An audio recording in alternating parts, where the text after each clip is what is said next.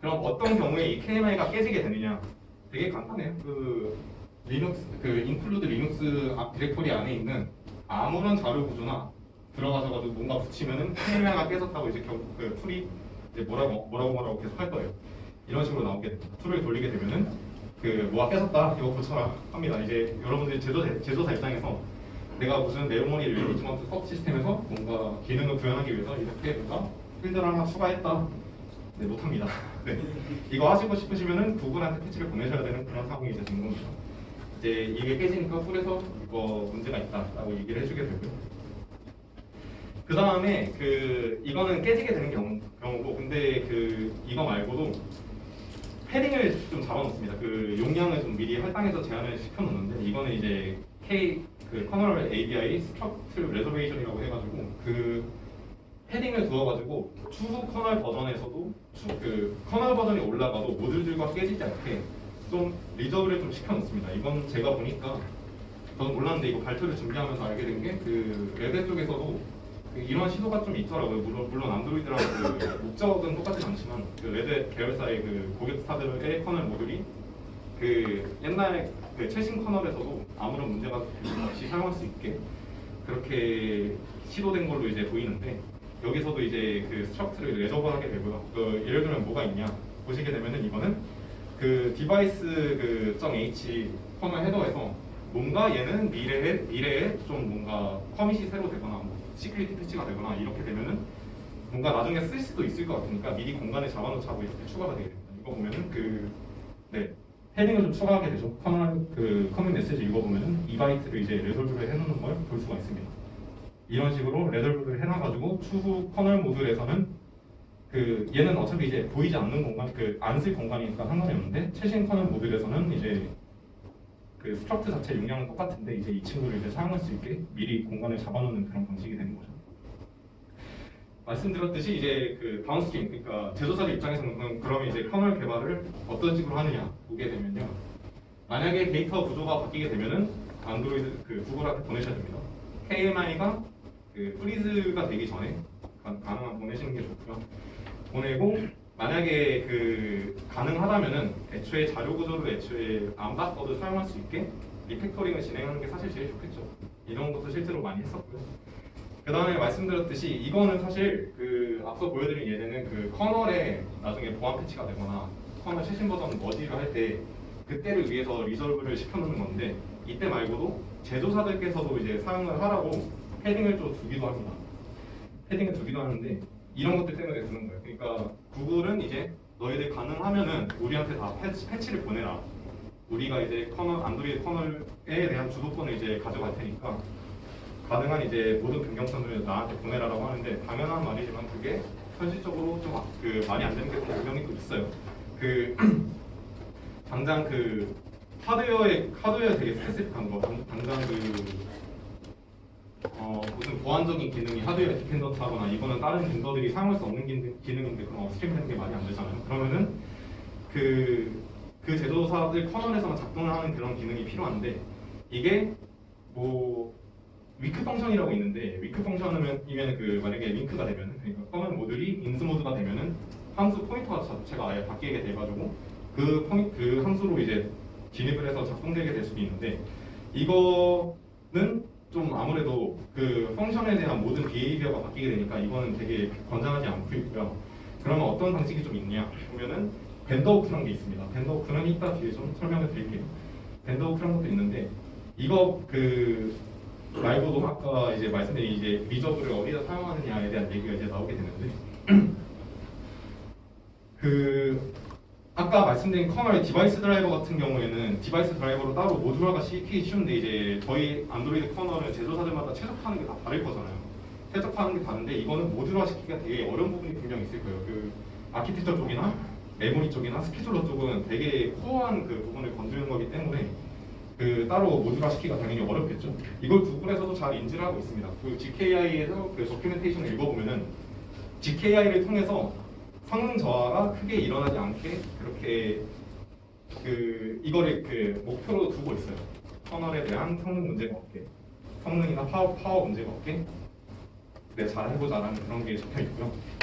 그러면 실제로 구현이 어떻게 되느냐에 대해서 한 가지 예를 좀 갖고 왔는데 이거는 퀄컴에서 사용하는 그 와이트 스케줄러라는 겁니다. 이게 퀄컴에서 계속 포기를 못하는 그 애지중지하는 되게 그런 패치 세트인데 이게 그 업스트림에 그럼 왜 안 보내냐 얘기가 나왔을 때 업스트림 개발자들은 이걸 봤을 때 살짝 그 뭔가 코드가 뭔가 엘레강트하지 않아서 지금 CFS 스케줄러에 당장 반영하기는 좀 어려울 것 같다 해서 퀄컴이 따로 유지보수를 하고 있는 그런 부분인데 이거를 이제 퀄컴은 당연히 포기를 못 할 거잖아요. 스냅드래곤 사용하는 그 커널들한테는 다 이제 제공을 하고 싶은데 근데 스케줄러다 보니까 모듈화 시키기는 또 굉장히 어려울 거잖아요. 그럼 이 친구들은 어떻게 하냐?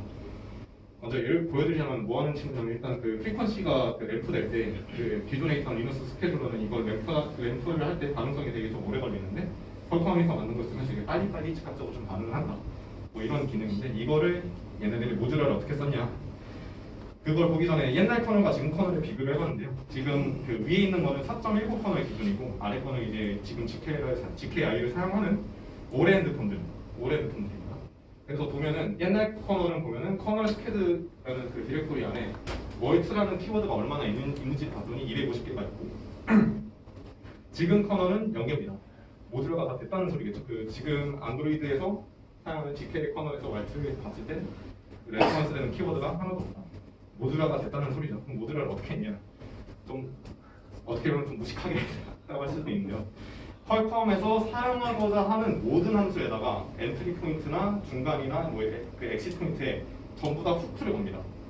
OEM들이 후크를 걸 수 있게 다 엑스포트를 시켜놔요. 그러니까 BPF 살짝 그걸 모방했다고도 생각하실 수가 있을 것 같은데 보시면은 커널 스캐드 안에 밴드오프로 그래프를 딱 다 때려보면은 이렇게 밴드오프로 여러 가지 함수에 대해서 다 이제 커밋들이 있는 걸 볼 수가 있어요. 그러면은 여러분들 벤더, 그러니까 여러분들이 제조사면은 여기 나와 있는 함수들 하나하나마다 내가 원하는 그 모니터링 목적이거나 아니면 내가 함수 비헤이비어를 좀 바꾸고 싶거나 이렇게 할 때 여기다 하나씩 다 후크를 걸 수 있는 그런 방식이 이제 가능하게 된 겁니다. 구글에서 이거 제공을 하고 있고요. 한 가지 예를 좀 보면은 이제 그 한 가지 좀 제가 마음에 안 드는 예제인데 그 와이트 스케줄을 구현하기 위해서 보면은 그 아까 리저브를 한다고 말씀을 드렸잖아요. 이건 보면은 그 저희 대표적인 그 스트럭처인 태스크 스트럭트 저희 운영체제 수업 시간에도 배우는 T12죠. T12 여기에 이 Y트라는 퀄컴 기능을 추가를 하기 위해서 구글 안드로이드 모든 커널에다가 피스타베이트를 리저브를 시켰습니다.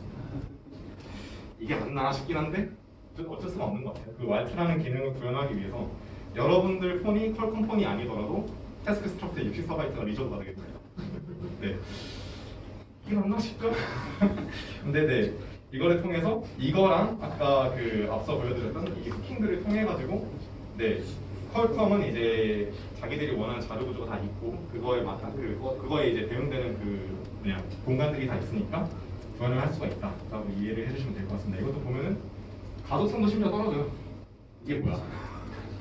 그 여러분들 퀄컴이 아니면은 알아보기 힘들겠죠. 그냥 누군가는 쓰는 자료 구조구나라고 그냥 생각을 해주시면 됩니다. 네. 그럼 이제 실제로 이걸 그 커널에서 그 퀄컴은 이제 어떻게 쓰냐? 이제 아까 커널 스캐드였는데 이제 커널 스캐드 이제 말트라는 디렉토리 아닙니다. 얘는 이제 구글 커널이 있는 게 아니라 퀄컴 커널이 있는 이제 소스 코드인데요. 이걸 보면은 아까 보여드렸던 자료 구조들이 다 나오게 됩니다. 안드로이드 벤더 데이터, 안드로이드 뭐 그 이 후크들 이거 RBH라고 걸려 있는 게 안드로이드 그 벤더 후크거든요. 밴드 오프 함수들이 이렇게 다 있습니다. 이렇게 있으면은 내가 그 제가 스케줄러 쪽은 잘 모르지만 뭐 프린트 인터럽트 롱 같은 경우에 뭐 이 함수가 실행됐을 때 내 함수도 좀 불러달라 해가지고 이렇게 등록을 시키는 그런 함수가 될 거고 그 다음에 앞서 봤었던 그 안드로이드 밴더 데이터에 대한 그 리저브된 공간은 내부적으로 보면은 스트럭트 와이트 태스크 그룹이라는 걸로 사용되는 걸 볼 수가 있어요. 네. 이렇게 사용을 해가지고 퀄컴은 와이트를 구현을 하고 있다라고 이해를 해주시면 됩니다. 네, 이것도 아까 이거는 그 그냥 데이터 스트럭처의 요 리저브된 그 멤버고 그 밴드오프도 다시 보면은 네 이렇게 함수들에 대해 이제 후크 거는 게 굉장히 많죠. 이렇게 구현이 되었다. 이게 전 솔직히 유지보수가 잘 될지 잘 모르겠습니다. 커널 버전 바뀌었을 때 이거 다 다시 해야 된다는 소리인데 그 유지보수성은 아직 그 GKI가 여러 가지 구글도 그렇고 퀄컴도 그렇고 여러 가지 시도를 지금 해보고 있는 단계이기 때문에 이게 나중에 가서 유지보수성이 정말 얼마나 좋은지는 좀 나중에 좀 가서 봐야 될 것 같습니다. 네. 이게 근데 제가 말씀드린 게 현실적으로 다 반영이 안 됐어요. 좀 아쉽다고도 할 수가 있는데 지금 구글에서 당장 이걸 하면은 그 아직도 그 앞서 보여드렸던 그 커널 후크랑 그 자료구조 그 리저브를 잡아놓는 것만으로도 부족한 게 굉장히 많을 거잖아요. 아무래도 그렇죠. 그 공간만 잡아놓는다고 당연히 다 해결될 게 아니니까. 인터럽트 핸들러도 그렇고 뭔가 그쪽 좀 너무 딥하게 가면은 모듈하기가 어려우니까 원래 구글이 안드로이드 버전 12 올해 안드로이드 12랑 5.7 커널부터는 DKI 커널을 탑재해서 출시를 해야 된다는 말을 적어놨다가 살짝 뺐어요. 이게 그 구글의 DKI 커널이라는 얘기를 살짝 안 하는 방향으로 이제 빼게 됐는데 테스트는 다 진행을 하게 됩니다.